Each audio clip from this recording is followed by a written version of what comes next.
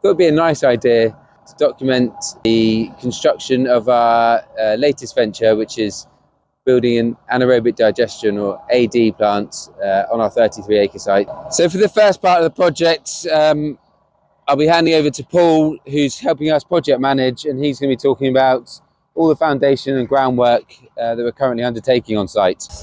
So what we're doing here at the moment is ground stabilisation using vibration stone columns method. This is basically where you put a large vibrating probe and you force it into the ground, and in doing so you're compacting the existing material.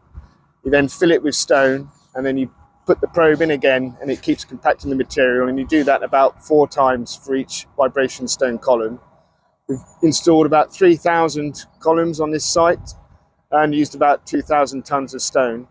Columns are placed in the high load areas, which includes the 3 large digester tanks, 2 of the buffer tanks and the desulfurization tank, loading up to about 12 tons per meter squared. So once we've completed the ground stabilization, we then start on building the tank bases. These are 30-meter diameter concrete slabs, 300 thick, and they're laid on a bentonite liner. The bentonite there is for secondary protection in case there's a leak. After we do the 3 large tanks, we move on to the smaller tanks and then all of the other pads, and then we build a bund wall around the whole area. The bund wall is there to contain any leak if one of the tanks was to burst, which hopefully will never happen.